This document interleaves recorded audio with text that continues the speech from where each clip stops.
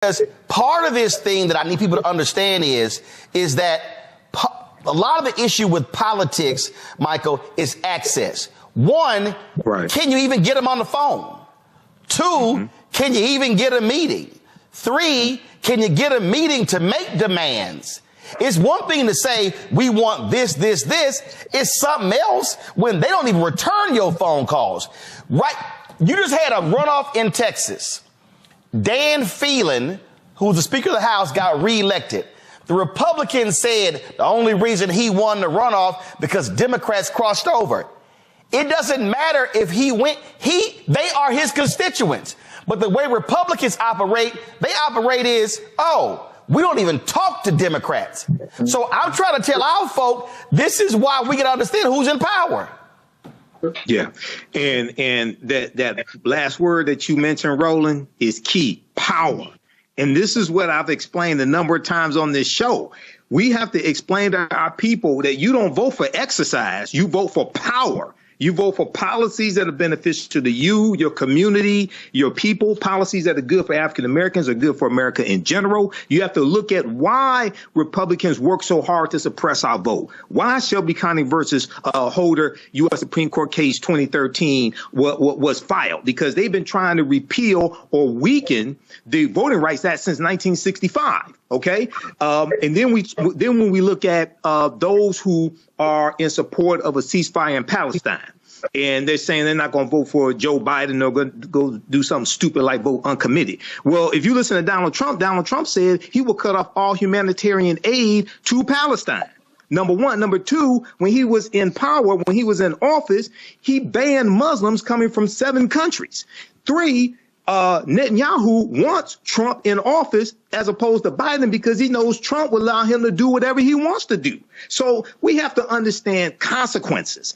Voting is not the be all to end all. But what is important for our folks to understand is that, unfortunately, what we are not doing is using all of our power. Over the last several election cycles, black voter turnout has been down. Look, now we totally understand that because the historic election, the nation's first black president, caused record numbers in 2008 and 2012. Now we're seeing those numbers drop back towards pre-Obama levels. But here's the problem with that. And this is where the percentage of votes that Trump got in 2016 made the difference. When you see black turnout drop, then that actually makes the 8, 10, 12, 14% that he got even more important. We're seeing right now, of course, a lot of these white polls talking about he's going to get 20, 23%. None of the black polls show that. But the problem that we have to understand is that whether we're talking about Biden versus Trump, whether we're talking about Jeff Landry becoming that MAGA Trump-like governor in Louisiana, whether we talk about what's happening in other states, Kemp in Georgia, or county level, mayors or whatever, when black people are not maximizing our voting power, what we're doing is we are making it possible for folks who do not support our positions, who do not stand with us, to then have power and for them to then be able to determine our fate. I made that particular point as the elections were going on in Louisiana. Activist Gary Chambers was on the show talking about that. Gary posted this, give me 1 second. He posted a series of things on Instagram talking about this very issue. We kept driving this point home, and you know what? A bunch of other black media was real silent. And see, so my problem for right now is I don't want to see these black media people right now doing stories and posting tweets about what's happening in Louisiana if y'all wasn't saying a damn thing before he got elected. And it's a whole bunch of folks out there now complaining about the bills being passed, the power grab that he's involved in. And guess what? They were real silent when it came to trying to get people actually registered to vote. And so what do we now have? We now have a far right-wing MAGA Republican who is seizing power because they now have a supermajority in the legislature, and so they can do whatever it is that they want. And so when we talk about these things, what could happen if Trump wins in November? If you think what's happening in Louisiana and Mississippi and Alabama and Florida and Georgia and Arkansas and Tennessee is bad, oh, boo, you ain't seen nothing until they take the White House and the United States Senate in November.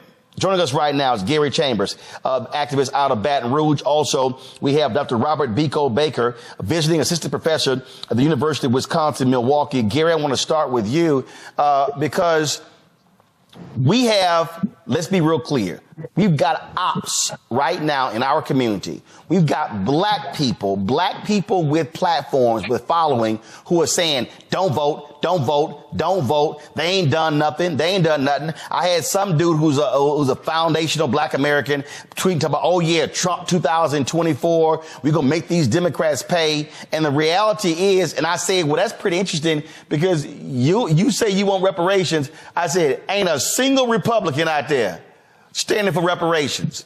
I said, everything on your agenda, they against, but you hollering Trump 2024. And we have to recognize that there are people who are invested in keeping black people from not going to the polls. And when that happens, then we screw ourselves because we're not taking advantage of our power. You know, Roland, you're absolutely right. We have it seems like an all-out assault from some folks in the hip hop and entertainment industry, a lot of influencers out there. And when you say don't vote, you tell me that you fundamentally don't understand how the government works, especially if you are somebody who's paying an immense amount of money in taxes. You don't stop paying your taxes, but you're going to tell me that you're going to stop voting. Every time you go to the store, the government takes some of your money. So what you're deciding is that I'm going to let other people decide who spends my money. You're also deciding who's going to determine the quality of schools. You're deciding who's going to determine who leads my police department. You're deciding who's going to determine the quality of the libraries in my community, whether or not my potholes get fixed. There are people who have the privilege of being single issue voters. I understand the terrible genocide that is taking place in Gaza. And there's a lot of folks who are saying, well, I can't vote because President Biden is leading this effort in Gaza as far as the funding goes. Here's the reality. America has never not been bombing other countries. The reality is you just didn't know about it because you weren't tuned into what was taking place with the government that you've been funding. And so now that you're aware, not participating is not the pathway. You can't change the funding if you don't vote for the members of Congress. You can't change the funding if you don't vote for the United States senators. The president of the United States is not the only thing on the ballot. And you're short-sighted, I almost cuss, simple-minded individual if you believe that not voting for the president is hurting anybody other than you. You are hurting yourself when you don't participate in the process because you're allowing your enemies to decide who's at the table, deciding what's on the menu. I have never been in love with the party. I've never been in love with a politician, but I have been in love with black people. And for me, when I look at civil rights, for me, when I look at voting rights, for me, when I look at black investment in black businesses, when I look at investment in black colleges, in fact, there was some fool on Twitter today, I might find it, who actually put out a tweet with a screen grab of the American Rescue Plan saying, see what happened when we voted, because it showed $2.7 billion going to HBCUs, but $11 billion going to Hispanic serving institutions. But this person was too stupid to realize that a Hispanic serving institution is any university that has 25% or 20 or 25% more Hispanics. Texas A&M qualifies.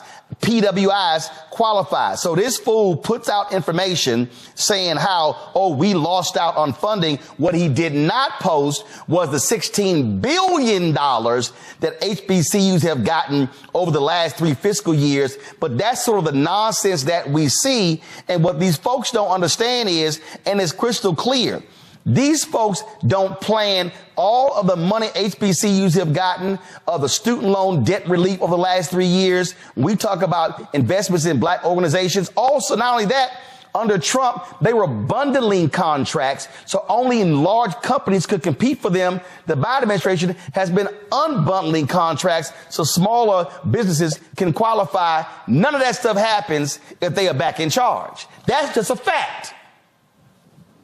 Amen. Amen. And when you look at what's happening across the country with community violence interruption, digital equity grants, infrastructure, you can see the Biden plan at work. And my main problem with the Biden administration is they did a very bad job telling the story. We all remember during the Obama administration, the signs, the stories, that influencers everywhere. Unfortunately, the Biden administration took a little bit too long to warm up. And I'll be honest with you, Robert. Obama was bad too. He had to come out and admit that we thought people were going to get it. And it was like, no, bro, you got to sell it. That first stimulus bill they passed, they didn't tell anybody, and he was getting nailed. And it was like, dude, you got to sell it. This is Democrats' part of Democrats' problem. As Plies talked about, they don't know how to take credit for stuff. Right. That's amen. I'm not going to debate. We can go back and revisit the Obama administration. There's a lot of things that we should have did differently, both as a community and he should have done as a brother. But he was better. He was a much better salesman. And they got a very difficult salesman at the top of the ticket. And I think that's why we need to get people like yourselves, out on the road in these battleground states really telling the story. This is a very clear issue. And I know a lot of my people come from the more radical left and we're looking at Palestine, and it's a very horrific thing. But I think even that is clear when you see Nikki Haley in Palestine, riding on bombs and celebrating babies being killed. I think we have a really big difference, and we have to be honest about where we're at. If not, we could be in a lot of trouble. The thing here, I'm going back to not in love with a party or an individual. And what you have with these ops, Gary, they're out here going, butter biscuits, you dancing, you tap dancing, and all this sort of stuff. And I'm sitting here going, no, I know what the hell I'm talking about. Because federal, state, county, city, school board, right now in Houston, the largest school district in Texas, majority minority, folk are pissed off that Mike Miles is controlling the process because the Republicans in Austin took over the legislature. Well, guess what happens? When we don't vote in statewide elections, they have that power. In Louisiana, the reason they are running roughshod, they just voted to give the governor power over every state task force and committee, some 148 different boards, because they now have a supermajority. If they don't have a supermajority, they got to work with Democrats.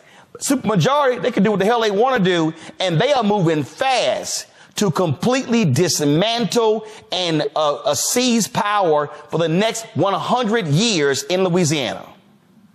The reality, Roland, is because people don't understand the power that they have in their vote, not participating in the process is how Jeff Landry became the governor. This is a man who won an election with 30-something% of the people in the state showing up to vote. He won 50+% of that vote, which was about 19% of registered voters. 19% of registered voters is less than 20%. I think it's less than 15% of the total population of the state decided who the governor is because people just didn't go to vote. When you don't vote, you give other people permission to make decisions on your behalf. When you don't vote, you allow your enemies at the table for you. More importantly, you give the ability to say that everything that you are working for in your community is not of the same value as somebody else. If you don't understand the process, just say that. But don't sit here and say that people aren't doing anything. If you're frustrated with the speed of the process, just say that. But don't say that people aren't doing anything. I don't believe in blind loyalty, and I'm not one of the people that gets invited to the White House. So when I tell you to vote, I'm telling you to vote because you need to vote for yourself, for your kids, for your grandmama and them, because at the end of the day, these people are taking your health care. They're putting your kids' records online. They're now stripping away. They're giving a law right now in Louisiana that you got to be 25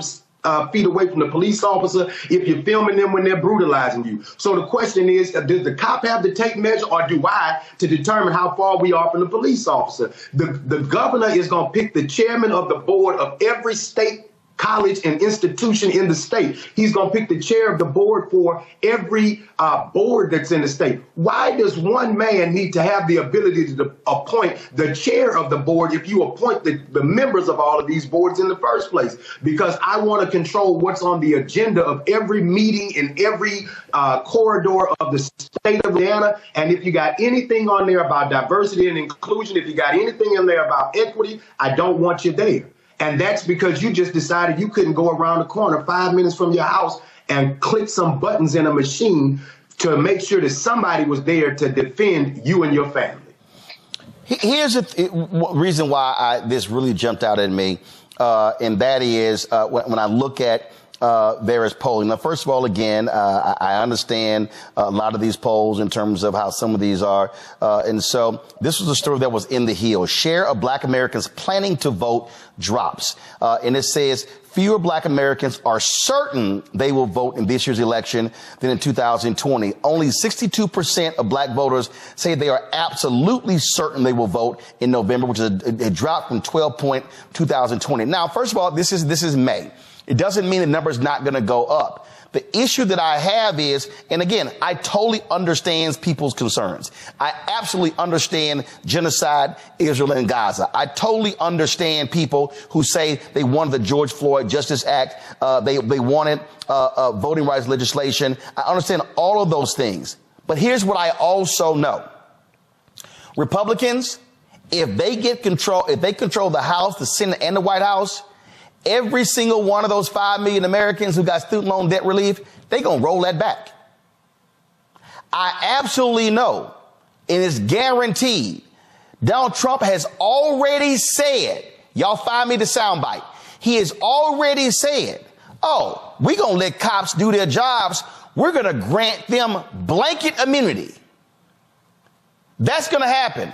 You have right now 10 patterns and practices investigations, Robert, with the Department of Justice against police departments.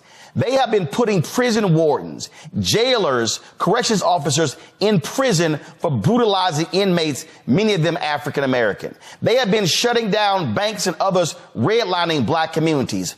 None of those things will happen under a Trump Republican Department of Justice. And so if you was thinking about sitting on the couch, better understand you're going to be real pissed off when another Black man gets shot and killed by a cop and you don't have a federal investigation. You're going to be real pissed off when funding dries up for HBCUs. And then you're going to be like a lot of the Black folks in Louisiana complaining on social media when they could have did something about it.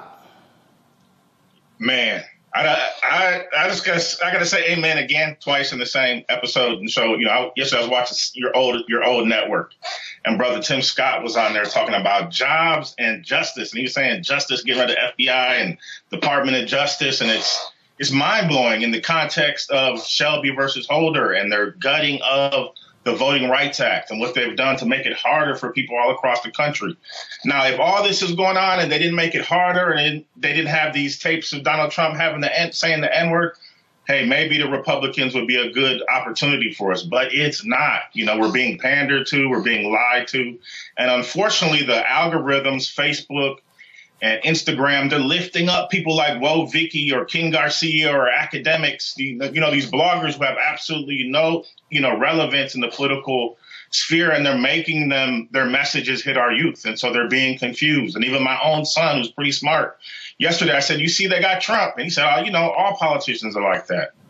And that's unfortunate, and because our people have so much misinformation. And so hopefully we can do more to get your voice amplified in the battleground states. Niambe, this is a piece from the Brookings Institution. It says here, new voter turnout data from 2022 shows some surprises, including lower turnout for youth, women, and Black Americans in some states. Robert is right there in Milwaukee. Here's a fact. 50,000 fewer people voted in Milwaukee in 2022 than 2018. If those 50,000 people in Milwaukee vote, and we know typically how they vote there, Mandela Barnes is a United States Senator and not MAGA Ron Johnson. Now, I've been real clear. Mandela Barnes ain't been happy with me. His campaign should have done more. His campaign didn't do what they were supposed to do. But what I'm saying to Black folks in Milwaukee, we can't wait on somebody's campaign. The fact of the matter is, Black folks in Milwaukee would have been better served with a Mandela Barnes as a U.S. Senator than a Ron Johnson as a United States Senator, because he was one of the January 6th co-conspirators.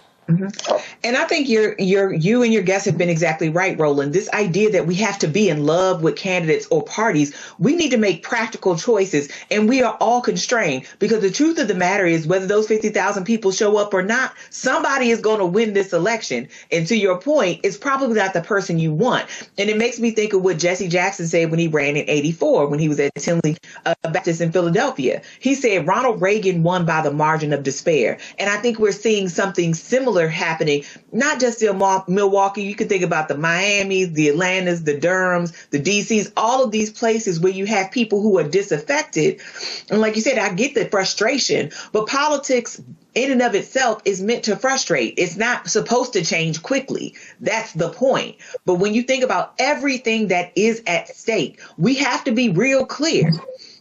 We got to make the best decisions we can with the limited options we have. The options aren't going to change. The political system isn't going to change. And keeping our votes to ourselves just might mean we won't have a vote the next time, because these people are very clear about what they're trying to do. They've already done it in some places, but they're going to do it in other places. They are trying to destroy our communities.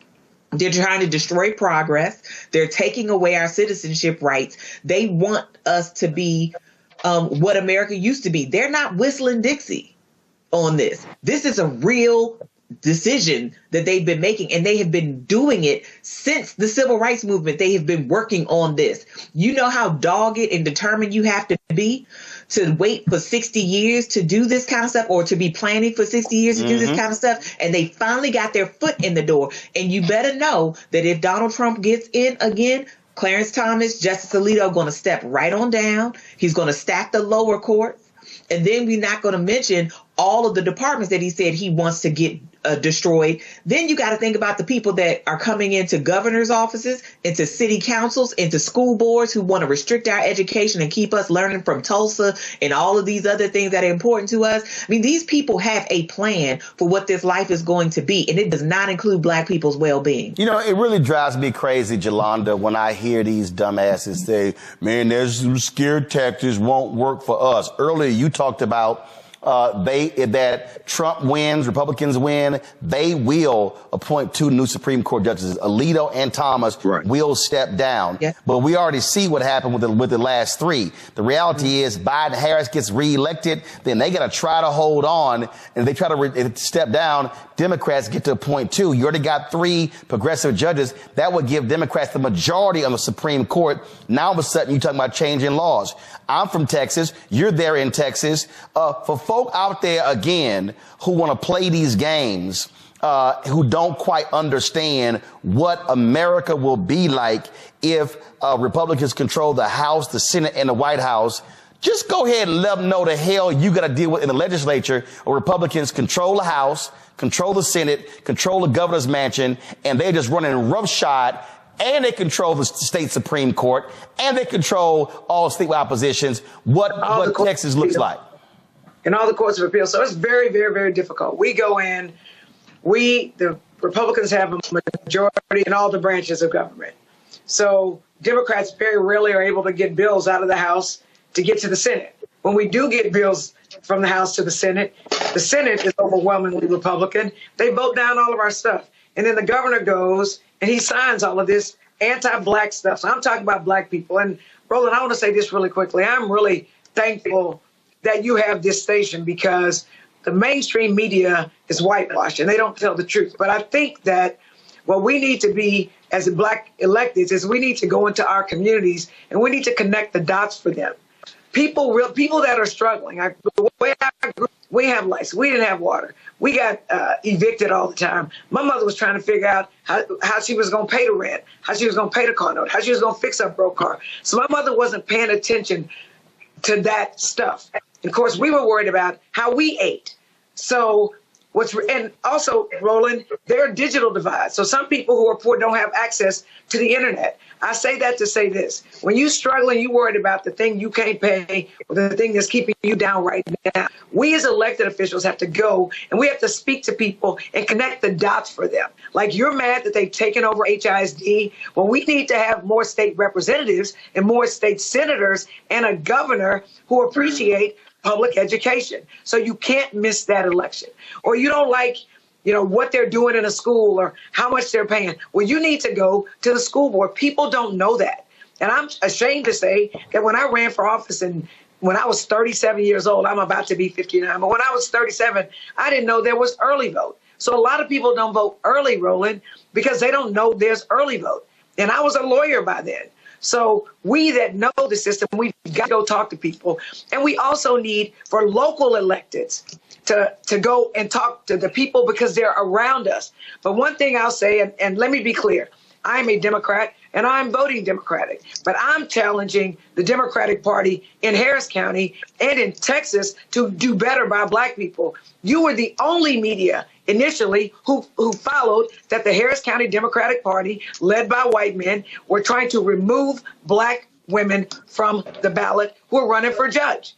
So we can't get media to cover these stories. They don't want to do that. We've got the same problem here with Pride. Pride, which I happen to be the first openly gay person in the Texas legislature, it finally has Black people on it. Well, a white group is coming. They're trying to take Pride back. The mainstream media won't cover it. And so what I'm saying to you is the people that are in the trenches where they are need to go and explain to their constituents because we're proximate to them. We're close to them because some people are just struggling so hard. And I think that we have time, Roland. That's what I'm excited about. We have time. It's May. It's going to be June. So we can go out and we can make a commitment. The elected, but we have things that we can talk about. We can come to you. We know you'll talk about it. But it's way more complicated than we think, but we cannot speak over struggling people's heads. We've got to connect the dots for them. Otherwise, we are going to be apathetic and we're just tired. And the thing here, and I appreciate talking about in terms of the role of the show here, I love these fools. I love these fools. Man, you sitting here begging for the money. Guess what? Let me be real clear. The political advertising money that we got in 2020, that paid for the staff for the first 6 months of 2021 because advertising dropped. Mm-hmm. Mm-hmm. Now, all y'all fools who talking all this mess, Sinclair, right-wing Sinclair, after the 2022 election, announced they made $314 million off of political advertising. And for all y'all folk who run y'all miles talking about, man, you trying to beg for dollars, understand this here.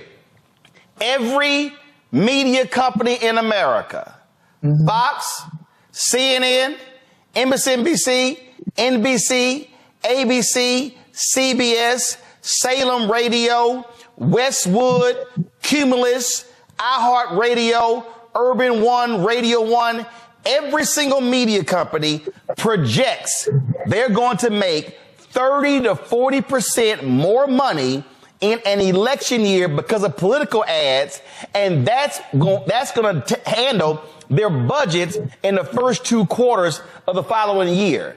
And so you can't on one hand go, man, we got to do for self, when the reality is this here. If we're able to get 2-3 million in advertising, that's more than our fan base is giving. And that keeps me from having to keep begging folk to give because they should be advertising on this platform just like they do on all the other networks. We talked about connecting the dots, and that's what all this is about. Robert, I'm gonna come back to you before I go to Michael.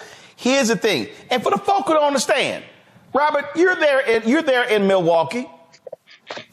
Who is more likely to meet with and communicate with Black people in Milwaukee? Would it have been a Senator Mandela Barnes and his staff, or Ron Johnson and his staff?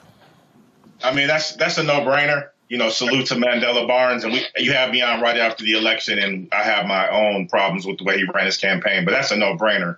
Mandela is still out in the community, and I just saw him at an event with Vice President Kamala Harris, and he was there smiling and shaking hands. So that's a no-brainer. Well, no. The reason I'm asking the question, because part of this thing that I need people to understand is that a lot of the issue with politics, Michael, is access. One, Can you even get them on the phone? 2, can you even get a meeting? 3, can you get a meeting to make demands? It's one thing to say, we want this, this, this. It's something else when they don't even return your phone calls. Right? You just had a runoff in Texas. Dan Phelan, who's the Speaker of the House, got reelected. The Republicans said the only reason he won the runoff because Democrats crossed over. It doesn't matter if he went, they are his constituents. But the way Republicans operate, is, oh, we don't even talk to Democrats. So I'm trying to tell our folk, this is why we can understand who's in power. Yeah. And that last word that you mentioned, Roland, is key: power. And this is what I've explained a number of times on this show. We have to explain to our people that you don't vote for exercise, you vote for power. You vote for policies that are beneficial to you, your community, your people, policies that are good for African Americans, are good for America in general. You have to look at why Republicans work so hard to suppress our vote. Why Shelby County versus Holder U.S. Supreme Court case 2013 was filed? Because they've been trying to repeal or weaken the voting rights act since 1965. OK, and then when we look at those who are in support of a ceasefire in Palestine, and they're saying they're not going to vote for Joe Biden, they're going to go do something stupid like vote uncommitted. Well, if you listen to Donald Trump said he will cut off all humanitarian aid to Palestine. Number one. Number two, when he was in power, when he was in office, he banned Muslims coming from 7 countries. 3, Netanyahu wants Trump in office as opposed to Biden because he knows Trump will allow him to do whatever he wants to do. So we have to understand consequences. And I wanted the 2 brothers just to talk about how they explain to people on the ground, how they connect policy to conditions, because a lot of this is disconnected from us. We hear these different laws, we hear policies, we hear American Rescue Plan, things like this. But if you can just give us one, if you don't mind, 1 or 2 examples of how you connect actual policies in existence to conditions to connect the dots for people. Gary, you first. One of the things that I've thought is critical is that, if you are not having conversations with the people that are running in your local community about what's taking place, then you can't expect those people to deliver on something that you're not putting a demand on. We're expecting people to come into our communities and do things that we haven't even asked for. When I first got into advocacy, there wasn't an emergency room close to my home because the previous governor, Bobby Jindal, closed hospitals in the state because he privatized health care. Black folks helped elect John Bell Edwards that expanded Medicaid expansion, and then we put a demand on it that we wanted an emergency room. Now there's a $10 million investment after the term of John Bell Edwards where an emergency room is within 2 miles of my home. When you talk about police policy, after Alton Sterling was killed, we had a mayor in our city who was ignoring the calls of the community to change police policy. I don't know how many times I've come on Roland's show and talked about the advancement and the things that we've changed as a result of making Mayor Sharon Weston Broome the mayor. Matter of fact, we had the chief go viral because he was challenging the city council about the things that he was doing to hold police officers accountable in Baton Rouge. That doesn't happen if we don't elect the mayor and we're not involved in the conversation. And so some people are just being too short-sighted and looking at what's making you angry. That's making an emotional decision. Voting is a business decision. This is a business decision. Every day we go in the ballot box and vote, that's to do business on behalf of our community, business on behalf of our family, and business on behalf of the future generations that cannot vote right now because there were people who went and voted so that we could have the liberties that we have today. There's a quote that my grandfather used to talk about, strong men make good times, strong men make good times, and good times make weak men make bad times. Too many people are being weak in their decision making, and we are producing bad times for the future of our children if we're not doing our responsibility and showing up. Robert, the thing that is jumping out at me again as we're having this conversation, and again, I love it when the haters start talking. Because my parents are watching. So I had the opportunity as somebody who was 8, 9, 10, 11, 12, 13, all the way up to now I'm 55, to be able to see 2 folk who never went to college, two folk who never made more than $50,000 combined, worked with others to create a neighborhood civic club in Clinton Park in Houston. And I watched as these folk, a handful of people, most of them, none of them went to school, went to college, talk about what they wanted in their neighborhood. But here's what they had to then do. They had to then go, okay, well, if we want some overgrown lots cut, and we want some crack houses, abandoned crack houses torn down, that's government. We got to go to government to get it done. Then they were like, well, you know what? We need some new sewer systems and sidewalks and street lights and the park refurbished. That's government. That took place through a bond election. They were concerned about security in the neighborhood. So what did they do? They said they went and met with the police commander. They didn't go yell to the city council person. Who was the commander over the area where we lived and knew him on a first name basis? I remember there was a little young white cop. My brother, he was at Texas A&M. He was a freshman. I was a senior at Jack Yates High School. And they stopped by our house from a choir event in Beaumont, and they were lying in the street. Well, the cop decided to come down, blaring his horn, tell them to move their car, said a fire truck couldn't get down. It was crazy. So my dad was pissed off. And they called the commander, I need everybody listening, called the commander and had that cop come back to our house to apologize. That doesn't happen if you don't understand how government works. Now, imagine if my parents didn't vote. Imagine if the folk in the neighborhood club didn't vote. Ain't nobody taking their phone calls. Ain't nobody listening to them. And so part of the point about mobilizing and organizing is when a group of folks show up at your office and you have organized a civic club, the first thing a politician, city councilman, school board member, state representative, state senator, governor, member of Congress, U.S. senator, the first thing they think is these folk vote. And when voters show up, they get responses. But when all folk do is whine, complain, and never show up, that's when they ignore you. Man, what you're talking about, sir, is Black power, and we're living on the shoulders of giants. And unfortunately, many of us have integrated into this burning house and really have given up our Blackness. And what that does is allows us to be politically weak, so that because we don't have an agenda. And so many young people, what we're really talking about is a young thing, because the ops are in the young people's ear on social media so much. It's coming through so many channels, and I feel bad for them. But we're living on the shoulders of giants. And if our elders fought for this, why would we even think about giving it up?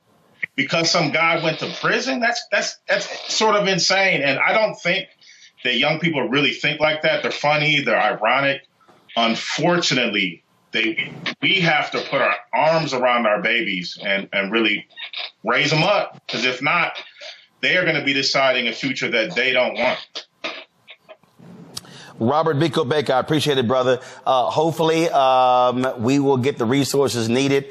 And I hope to bring the show to Milwaukee, to broadcast from there, to do a town hall. Trust me, it's on my list. My goal is to go to Milwaukee, is to go to places in Michigan, go to places in North Carolina, go to places in Georgia, because to do the show, but to have these mini town halls, if you will, hearing from the people, because I keep telling everybody, and this ain't hating against nobody, ain't no other Black-owned media outlet doing this. Come on now, we need you. Just let folks know that. So, Robert, I appreciate it. Thank you so very much. Niambe, I want to go back to you. This is the thing. Gary, stay right there. Niambe, the thing why this is so important is because I believe, and I have said this numerous times, I've said this to the Biden campaign, I've said this to Senator Chuck Schumer, I've said to all these folk, that I believe, and I said this last year. First of all, I said that Biden-Harris should have started re-election the day after the inauguration. That was one. Absolutely. So I think they started too damn late. Two, I say the beginning in January, they should have been doing this, going to these cities and having different surrogates, and not just them, having black mayors, Randall Woodford in Birmingham, having Mayor Andre Dickens in Atlanta, having the mayor of Arkansas, having the former mayor Sylvester Turner in Houston. They should be doing these conversations in these towns. Again, inviting someone like us in to live stream that and answering people's questions. If people say, well, I don't know what they've done on this, boom, we got the answer for you. What about this? And because I believe that January to August was what I call the education and informative stage. Then when you go August, September, you're trying to get folks registered. September, October, November, you're trying to get them to vote. It moves in stages. So Vice President Kamala Harris, she's done some of this on reproductive rights, on economics, but no, you got to be fanning out across the country, having these type of conversations, because I can't get somebody interested to register if I don't educate them, but they can't vote unless they register. Exactly. And you have to do this in many places a month in advance of the election. So if you decide on the day of, hey, my mind has changed, and you don't live in a place with same day registration, it's USOL, right? So I think you're exactly right. And I feel like it's a little bit of Groundhog's Day, because I feel like we've had shades of this conversation before, which is part of the reason you feel some of this resentment in our communities. It's like you only come around when you need our votes. Where are you in the in-between time when the election isn't raging? How do you communicate to us? How do we know what you're doing? Even something in the mail to say, hey, this happened for you. Did you know? You know, if you're a homeowner and you just replaced your water heater, that you can get a tax, abatement for that. I mean, that's something real. That's something tangible. I had my student loans forgiven. I've known so many Black professional people who've had their student loans forgiven. Where's that conversation, right? How do you not go to these places where Black people are and just talk to them? And it won't be easy conversations. There are people who are still pissed about the George Floyd Act. There are people who are still pissed about voting rights, who have real concerns about the economy. So these are not going to be easy conversations, but I think people would respect it a lot more if you had it and didn't just come begging hat in hand, as you said, when it's almost too late, because we've already had primaries in many places. Yep. So now all that's left is the general. And that's a big ramp up. And it can't just be about the convention, because voting happens at the local level, neighborhoods, communities. Yep. And these people seem to forget that Black people are like everybody else. We want to be courted. We want to be told we're pretty. We want to be told we're valuable. And we want to be shown that every day. And if you can't make policy happen because you have an obstructionist Congress like what you have right now, then you need to communicate that to people and tell us what you're doing to remedy that and get around it. This is the thing that jumps out at me, Gary, when we're talking about mobilizing and organizing and what has been done. And again, this is how I operate. I operate in facts.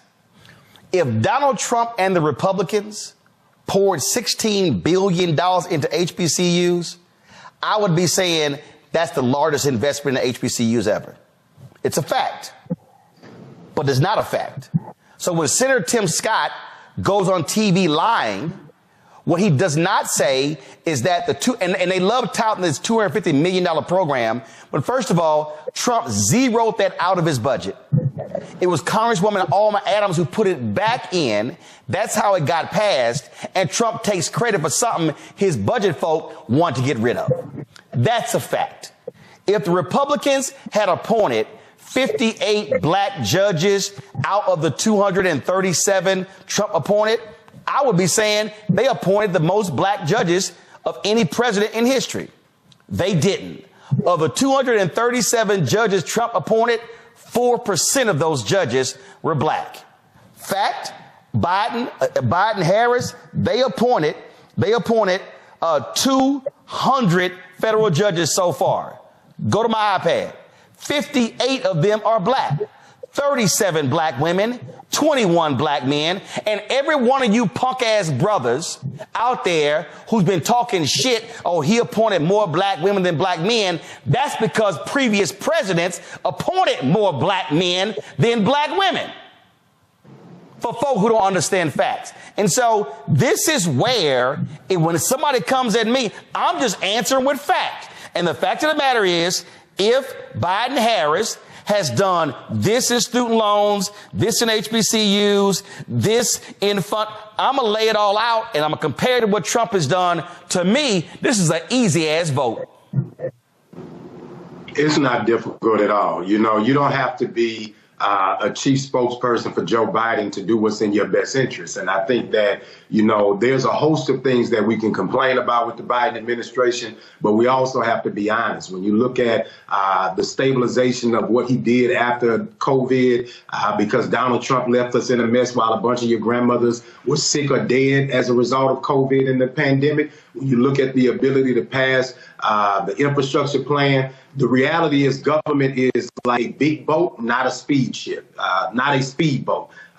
You want government to respond and turn in mechanisms that it doesn't happen in. It takes a year to 2 years before you start to see the impact of some of these policies. And when you see those policies, what will happen if we don't show up is all of the work that was made over the last 4 years will be for nothing, because they'll come in and undo it all. They've already got their plan. They've already got their people in place that they want to put in to execute their plan. While you are sitting there making emotional decisions, people are being strategic about what they are going to do with your resources. So the question really is, are you going to do what is in your best interest, or are you going to make an emotional decision? Joe's old, Joe's slow, Joe doesn't communicate as well. You'd like him to communicate. Joe is funding the genocide. We know all of these things. Donald Trump is worse every day of the week. Every day of the week, he's worse. And the people that he's going to put in power, this is where it really gets tricky. I'm from Baton Rouge, Louisiana, and I know how many people that are competent from the state of Louisiana that are leading in the U.S. Congress and leading in this White House to make a difference for black people because of people in key positions that Joe Biden listens to. I may not agree with those people, but I understand the impact of the work being done on behalf of black people. When you put Donald in there, a lot of those competent, educated, qualified black people who are in there doing things on your behalf, they're no longer going to be there, and they're going to be people there that are unqualified, incompetent, working on your behalf to your detriment every single day. Joining us right now is Kadida Kenner. She is founding CEO of the New Pennsylvania Project. Kadida, his was very interesting. I had seen some of these clueless damn rappers talk about, man, the hood said our pockets were full when Trump was president. Look about them stimmy checks. Henry, go to my iPad. This right here is what is called the American Rescue Plan. It was passed under President Biden. And look at this here. When it goes, here's the help with the American Rescue Plan. I need help finding a vaccine. I need help getting health care coverage. I need help buying food. I have kids. I need help with rent. I lost my job. I need help getting a rescue payment. I want to offer my employees paid off for vaccines. My small business needs help. Oh, I'm sorry. Did somebody actually say stimulus checks? Does anybody remember under Biden-Harris $1,400 checks that actually went out to folks? The problem is, Kadida, he didn't put his name on the checks like Trump did because he wasn't trying to be so narcissistic and taking credit. And so, again, these folks are running out here, first of all, forgetting we were in a 100-year pandemic where they were providing insurance, things along those lines. And all these folks who think these checks are going to start flowing if Trump gets back, Project 2025, they plan on cutting everything. And all y'all folks out there who are pissed off that your taxes are higher, that was a part of the Trump tax cut where your taxes went up in 2024, 2025, and they want to make the Trump tax cuts for the rich permanent next year. Absolutely. And that's what we're dealing with right now, is overcoming the misinformation and the disinformation. I can't tell you how many people were coming across here in Pennsylvania on the ground who have no idea who was actually responsible for these pandemic checks. And as you mentioned, because his name was written in the letter that came enclosed with the check multiple people believe that it was Donald Trump that was responsible for these pandemic checks. And so we are spending so much time on the ground right now trying to overcome the misinformation and the disinformation. We can't get to the prime purpose of our work, which is to do voter registration here in Pennsylvania and turn out Black folks to vote. We have to overcome the misinformation that is keeping folks from wanting to be registered to vote. And I'm here to tell you today, as an organization that has registered 40,000 Pennsylvanians to vote in the last 2 years, we have people who are registering to vote who choose not to be aligned with any political party because they're not sure of who does what and when.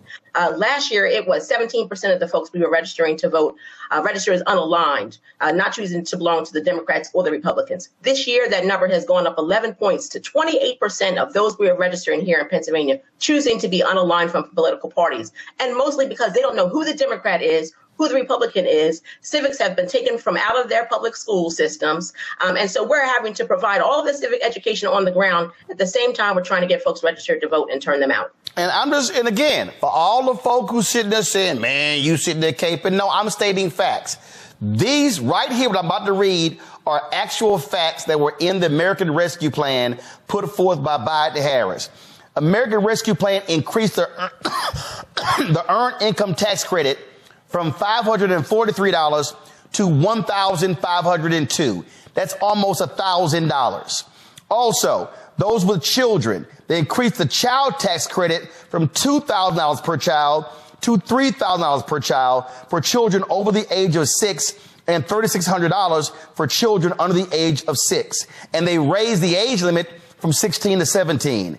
The plan also made more people eligible and increased the total credit to $4,000 for one qualifying individual and $8,000 for two more. Oh, remember the unemployment insurance? Republicans, remember Lindsey Graham? They stopped the increase in unemployment insurance in South Carolina. The American Rescue Plan extended unemployment benefits until September 6th with a weekly supplement benefit of $300 on top of the regular $400. And the first $10,200 of unemployment benefits were tax-free for people with incomes less than $150,000. Kadida, the last point is this here. John Hope Bryant was on our show. He also reminded people the earned income tax credit is retroactive. So if you forgot to actually get it, you can go back and get it applied to your taxes. None of that happened because of Republicans. So for the folk who say, man, our pockets have been empty with Biden, y'all sure wasn't hell complaining about that money. Absolutely, they were not. And there's so much more that this administration has done. If you think about the last 30 years, this administration has helped to put forward more Black entrepreneurs than any other administration in the last 3 decades. There's 2.6 million more jobs for Black folks in this time. And so if we are trying to actually, as the previous speaker mentioned, this is voting is a business decision. This is absolutely a business decision for you and your family. And if you are trying to put more money in your pockets and not allow for your tax dollars to go to the rich and those who are highly favored by the Republican Party, then you need to make sure that you are casting your ballot this November or before, if you can do that. This is the last round of questions and answers before I got to go to my final guest. So, Jolanda, I'm going to go to you first. We're talking about Black turnout. 1983, 85% of all eligible Black people voted for Harold Washington to become the first Black mayor of Chicago. The white racists in Chicago supported the Republican candidate in a hardcore Democratic city because they didn't want to see a Black man win. If 85% of all eligible Black people voted, I don't know who the hell the other 15% were. He doesn't become mayor unless they vote. Andrew Young said at the Alpha Public Program last year at the convention in Dallas that I moderated the conversation, when he ran for Congress, and it was in 72 or 74, he got 72% of all eligible Black people who were registered to vote voted. The facts are clear. If Black people vote at least 65, at least 65, but let's say 70. If we vote 65 to 70% of our capacity, we can sweep elections.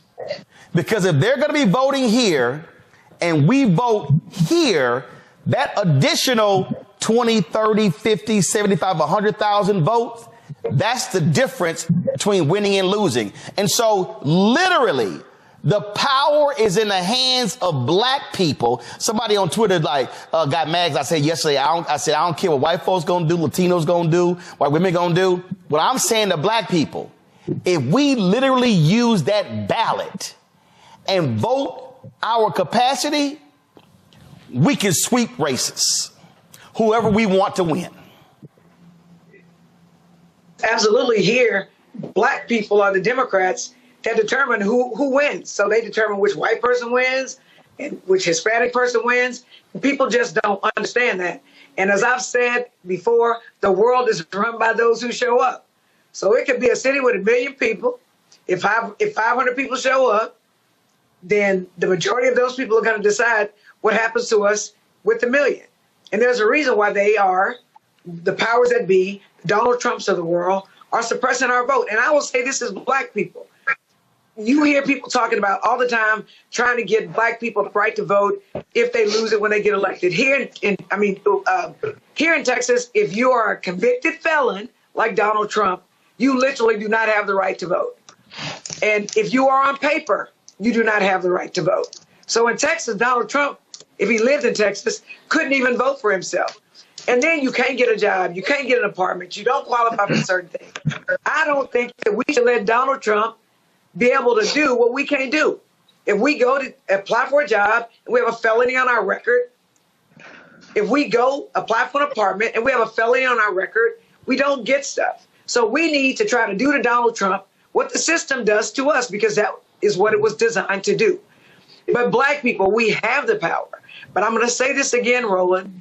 We've got to connect for people. Yes. People just don't know. They don't know Absolutely. that government are the ones who put the sidewalk around Kelly Courts, in Houston, which is a North Side Section 8 place. They don't understand that they put lights in Law Park in Sunnyside where they were dumping dead bodies and crime was taking place. They don't understand that. They don't understand like your parents did in Clinton Park. But I will tell you, politicians pay attention to two things. The first thing they pay attention to is people with money. Most of us don't have money like that. The second thing they pay attention to is what you said, Roland, and the other gentleman said. They pay attention to people who are organized and who vote. And guess what? So, votes trumps money. Absolutely. You know what? You're right. You know what? Because I will say this. People can contribute a lot to your campaign, but they can't vote for you. And I was literally talking to Representative Allen, and we're both representatives, and we're talking about people that had a whole bunch of money, like more money than us. And you know what we do? I literally went to Isaac Elementary School yesterday. I was the only elected official that showed up myself because they want extracurricular activities. They want a performing arts center. And they were so thankful that I showed up and that I listened to what they want. And I told them, I will try to help you get this performing arts center. Yep. That's what we have to do. So now they've connected this elected official to, we can get a performing arts center and we can learn ballet. There you go. Very simple things, right? And there That's you go. what we got to do. And for everybody who's watching in Texas, before I let Yolanda go to my iPad, Henry. Folks, Texas has the largest number of eligible black voters in America at 2.9 million. 2.9 million. That's eligible black voters. I didn't say black population. That's eligible black voters. So, folks, if you do the math,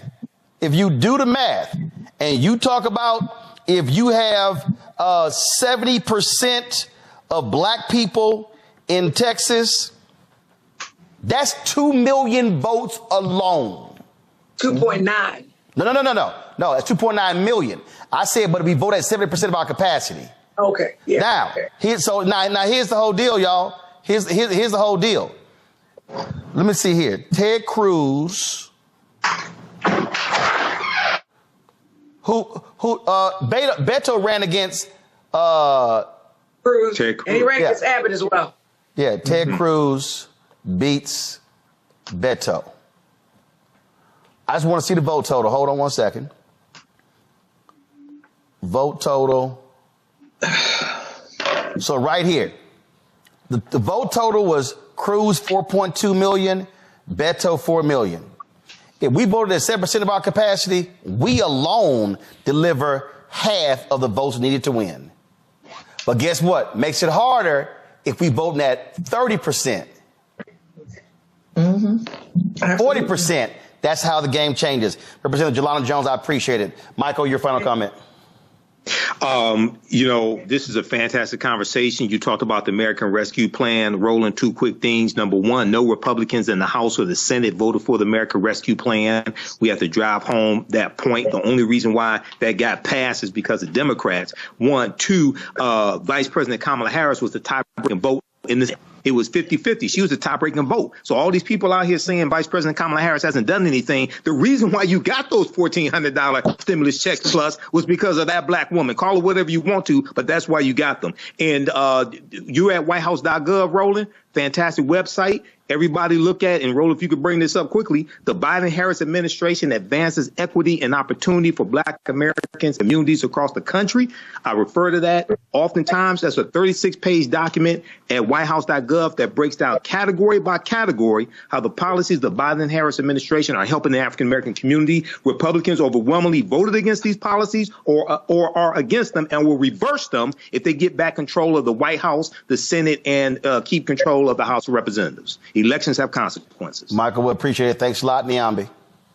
No, I was going to say, you were talking about what Black people voted at their capacity can do. I mean, we see Wes Moore in Maryland, right? I mean, he's the only Black governor currently serving. Maryland, 1 in 3 voters in the state of Maryland is Black, right? And it was because 80% of the Black vote said that they were going to turn Wes Moore, and did, because only about half of white voters were going to turn out for him. So it actually does matter. And it particularly matters at the margins. Like when you show in Texas, you're talking about a few 100,000 votes, which seems like a lot, but it's really not. So we're not talking about massive blowouts in a lot of these cases. We're talking about thousands of votes, in some cases handfuls, as we saw in the presidential election. So, I mean, I think part of the issue we have, again, I go back to Jesse Jackson, is that you have people not mobilized and people who were left kind of out of the equation. And then when you looked up, it's like, we need those people. We waited too late.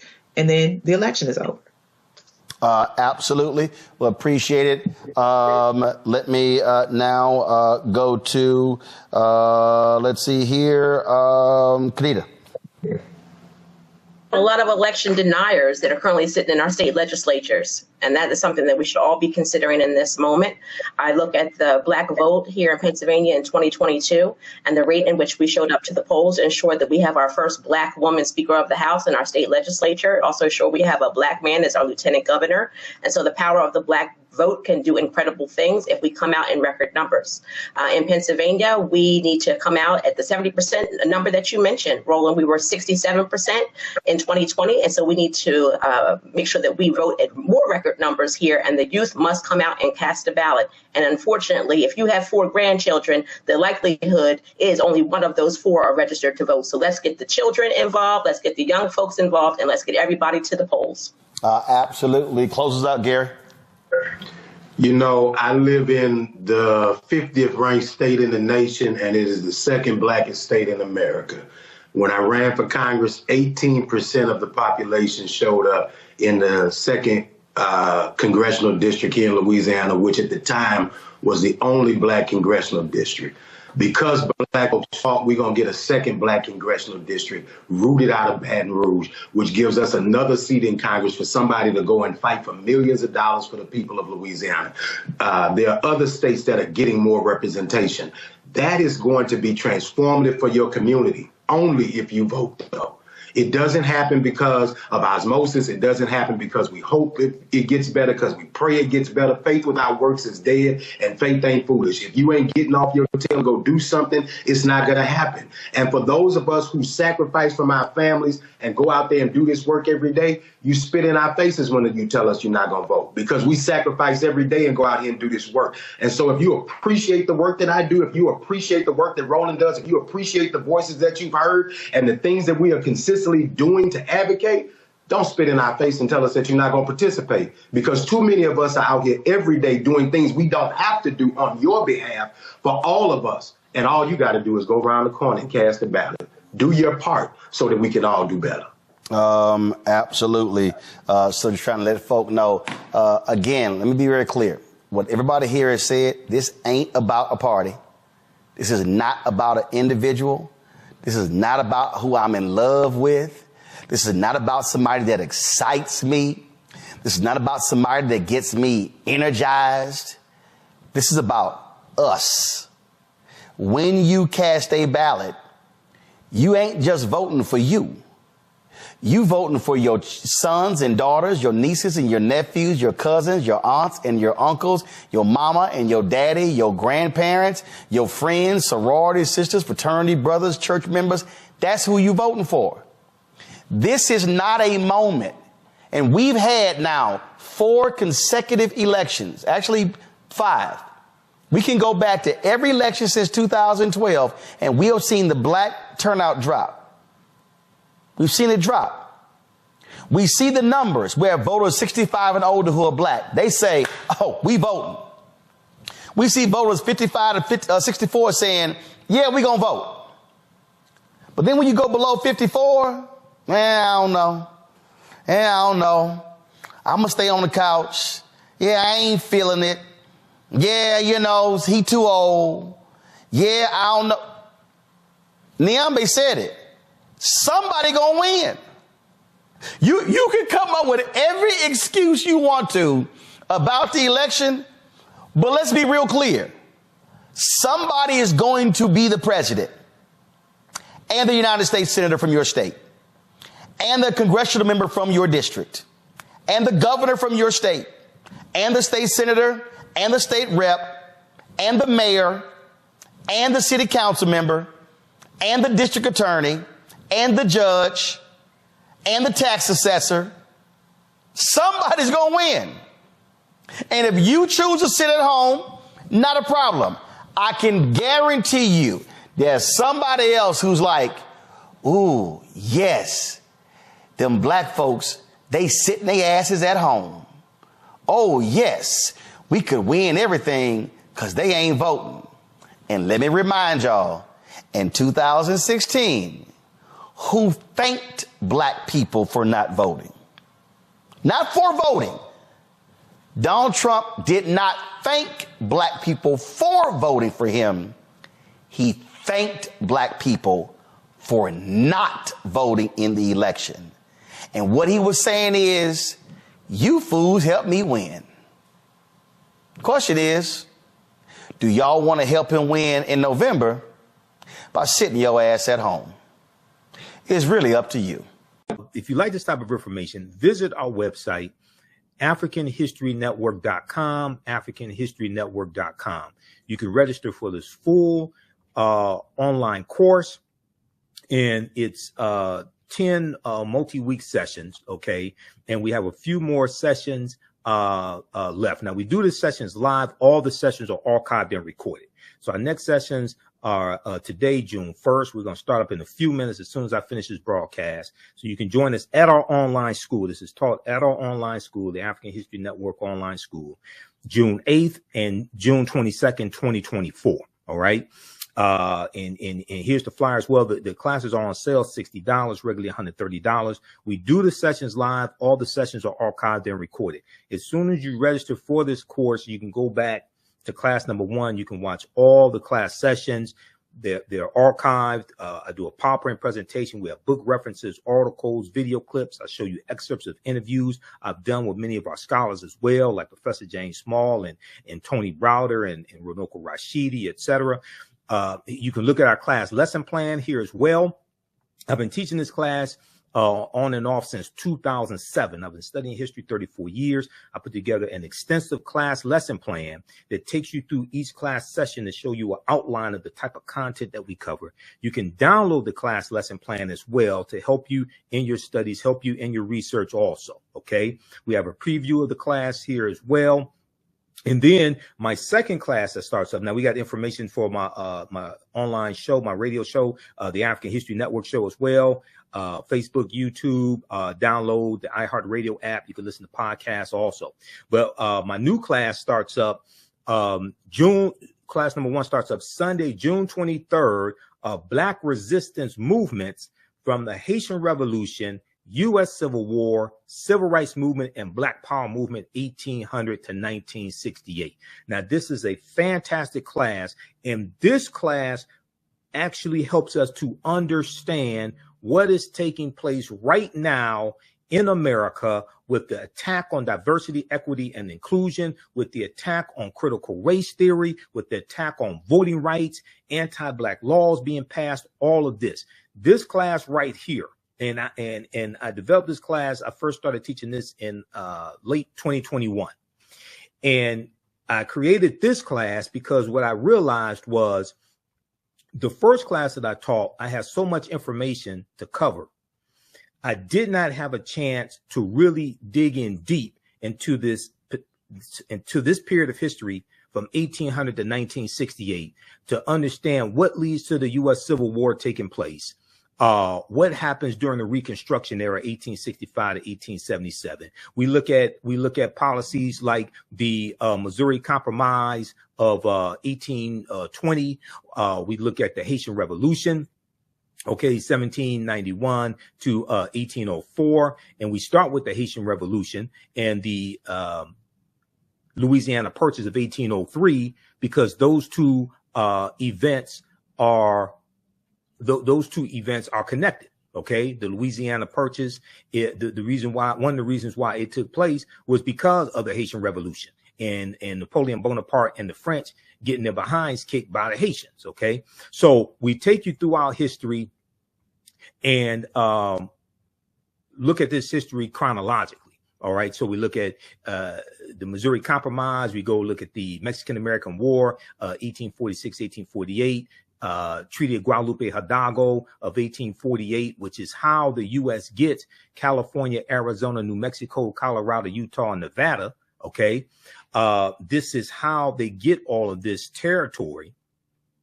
And we see what leads to the U.S. Civil War taking place. South Carolina is the first state to secede from the Union, December 20th, 1860, 6 weeks after Abraham Lincoln becomes president-elect. And you have them, the South thinking that Lincoln is going to free the slaves. So we look at the U.S. Civil War. We look at the Reconstruction era, 1865, 1877. And African Americans get voting rights. You have the 13th Amendment, 14th Amendment, 15th Amendment to the U.S. Constitutions. And then we see with the Compromise of 1877, we're going to see a lot of those rights reversed.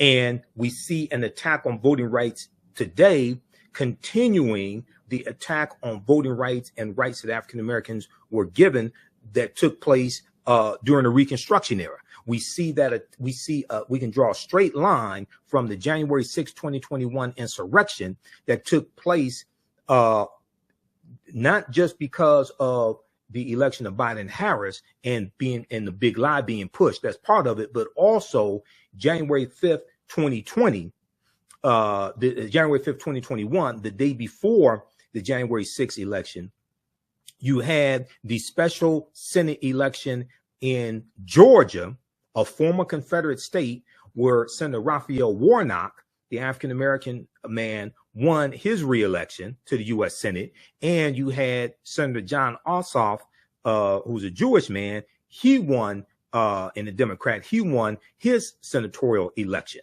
And this gave Democrats control of the Senate, a slim majority in the Senate, with Vice President Kamala Harris being a tie-breaking vote. All right.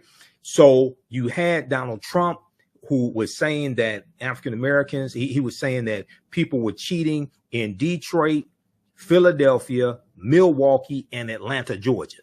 And these are cities that have high African American populations. I live 4 minutes away from what was known as the TCF Center, which is where they were doing the vote count in downtown Detroit.